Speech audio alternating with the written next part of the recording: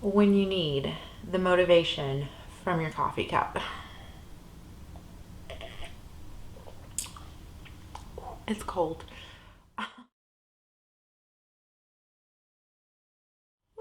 Okay, so let's just, elephant in the room.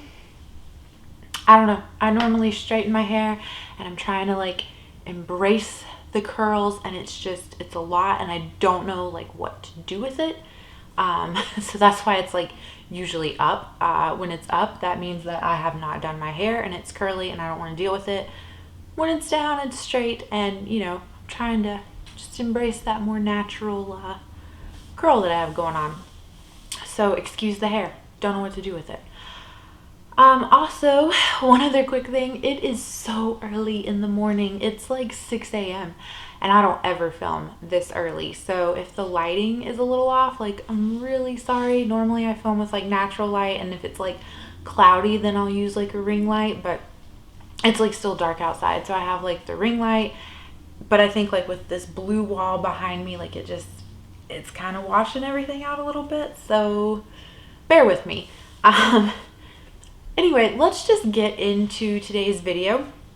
So I just recently, like 2 days ago maybe, posted my 5-month update on my Pan That palette. So we're doing the Lorac Mega Pro 4, and we're going to have the finale posted in December. So in that video, I talked about like I'm kicking around like a few ideas of like what to do for 2020. So that is what this video is. It is my thought process, like what I am thinking of, things like that. And I'm kind of at a loss. Like I don't know exactly what I want to do. And the great thing about doing this on like YouTube is that I have you guys. You guys have been like so helpful with like tips on like different looks with that palette, or like different, just in general, like different things that I've never thought of. So I thought like, let's just sit down, film this, like I'll talk about like what I'm thinking of, and kind of like leave it up to you guys. Like, what do you want to see? Because everything that I have in front of me as like options are things that I would be more than happy to like pan for the year in 2020. So ultimately, like, leaving it up to you guys, like I'll be happy with whatever the decision is. So that's enough rambling for an intro. Let's just get on into it. So I have 5 palettes in front of me, but a few different ideas. So the first palette that I would want to consider panning in 2020 is the Lorac Mega Pro 1 palette. So I'm sure you have all seen this, like it's been around forever. This is currently available at Ulta, I believe, and I think it was just on sale. Like I don't know if it still is. It's normally like $60, but I think they knocked it down to like 29 or 30. So I don't know if that's still the case, like going on. Mine, you'll notice though, I've already like removed 3 shades here. So it was espresso, which is like just a matte dark brown. It was just patchy. I didn't like it when I've like played around with this palette.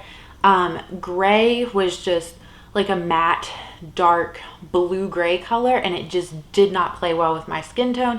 And then obviously I removed the black shade.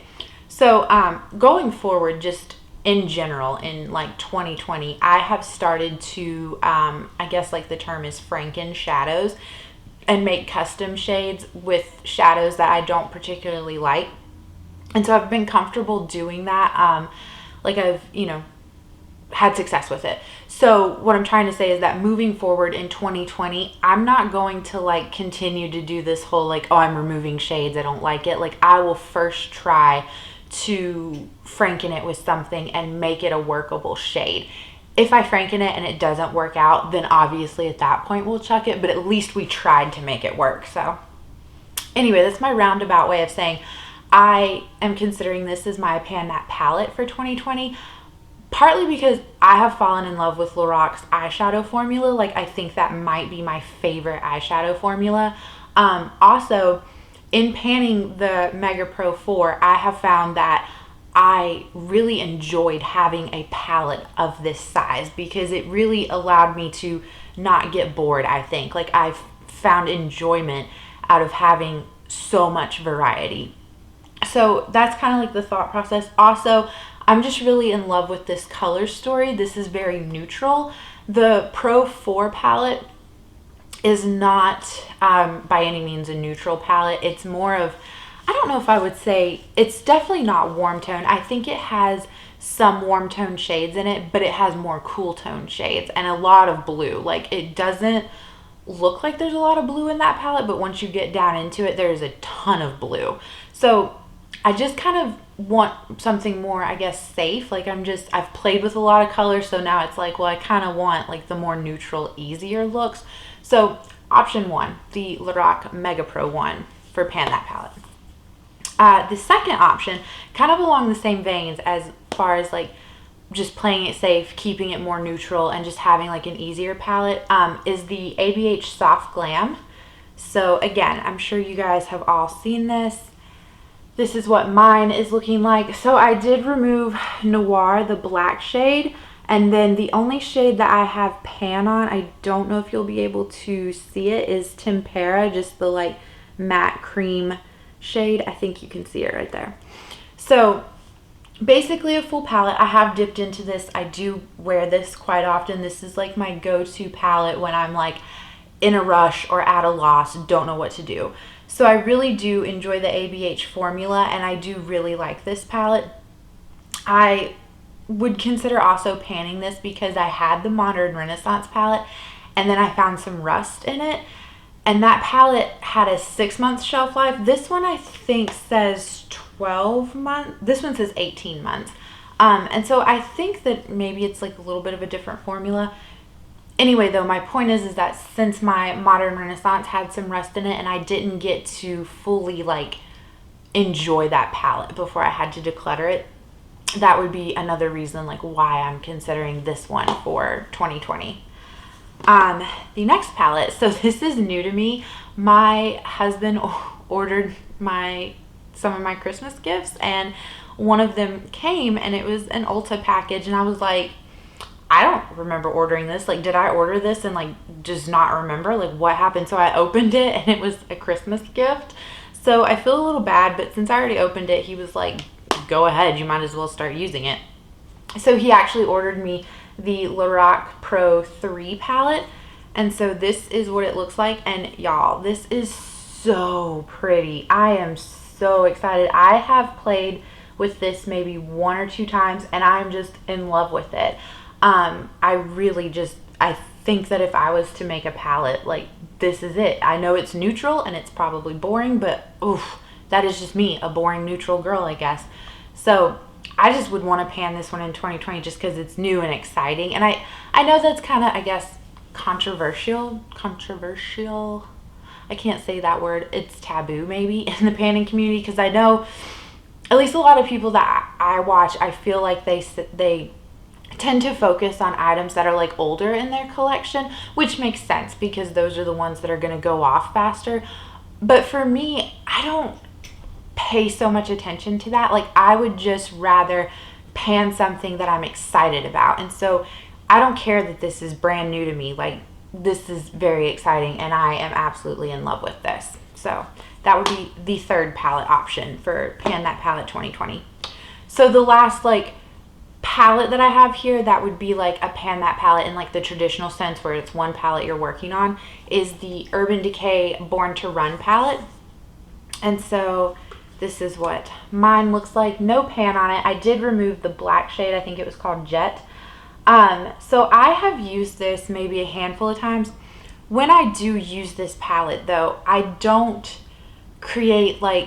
use this to create the look. Like, I have a companion palette usually, so I'm only typically pulling like 1 or 2 shades from this. And this color story is really gorgeous. It's very much outside of my comfort zone too. So I would consider using this as my Pan That Palette 2020. One, because when I do pull it out, I don't use this to create a full look, so there would be that benefit of like having that challenge. And then also the second challenge would be because this is out of my comfort zone with shades that I just typically would not reach for, like some of these purples and berries and like this Baja color, like that orangey color. It's just so like vibrantly orange. So I do think like that would be another added benefit, is getting pulled out of your comfort zone. So the last palette I have here to, you know, put out there, this one would be a little bit different. This is what I would consider, I know Paula from A Beauty Guru made me buy it. I think that's her name. I can't remember. Anyway, I love her content. I've heard her phrase it this way as like a baby pan that palette when it's like an eyeshadow palette that has 6 pans or less. So I do have one of those that I would be more than happy to pan, but instead of just using this little 6-pan palette for 2020, what I would do is like use a random number generator, and however many eyeshadow palettes I have, like 1 through whatever 25, like put that in, and then let's just say it kicks back number 5, which, you know, maybe is the Urban Decay Born to Run. So from this palette I would pick probably 2 to 3 shades. Like I would pick 2 to 3 shades. I would randomize the palette, but then myself pick 2 to 3 shades from the randomized palette to like work in conjunction with the baby pan that palette. So it's kind of like combining pan that palette with the roulette pan those eyeshadows. If hopefully that makes sense, like the way I've explained it. So if that is the option that we go with, if it's the baby pan that palette and the like mixed with the roulette pan those eyeshadows, my baby pan that palette for 2020 would be, it's a Makeup Forever Build Your Own 6-pan palette. And so these were colors that I picked out. This is it's got a matte cream shade, a like taupey brown shade, try not to blind you with the mirror, then it's got this bronzy shimmer shade, a like rose gold shimmer shade, and then like a plummy dark brown, and then like a kind of like a cinnamony like orangey red color. So this is really pretty. I do love this palette. I think this would be easy in the sense of like it's just simple, and like I don't have to really put a lot of thought into the look that I'm doing. But I wouldn't want this to be like the only thing that I'm panning in 2020, because it is so small and I don't want to get bored. So that's why I would add in like the randomly selected shades to hit pan in. So that is really it. That's like my thought process. I'm just putting it out there for you guys. Like, let's chat about it in the comments. Let's try to maybe come to a decision together. Like, I don't know, maybe I don't really know. I've never done anything like this. Like, maybe we'll see like what palette gets the most votes, essentially, I guess. But yeah, we'll just have a discussion about it. And so I'll put this video up sometime, obviously in November. You know, that'll give us a good amount of time to like talk about it and think things through, yada yada yada. And then either the last week of December or the first week of January, I would put up like the introduction, like this is the Pan That Palette 2020. So thanks guys in advance for helping me out. Thanks for your continued support. I am really enjoying this. So yeah, just leave your comments down below. If you are doing a pan that palette or pan those eyeshadows, like let me know in the comments. I love to like, you know, chat with you guys and like catch up on things like that and check out like everyone's content. So until the next time, bye.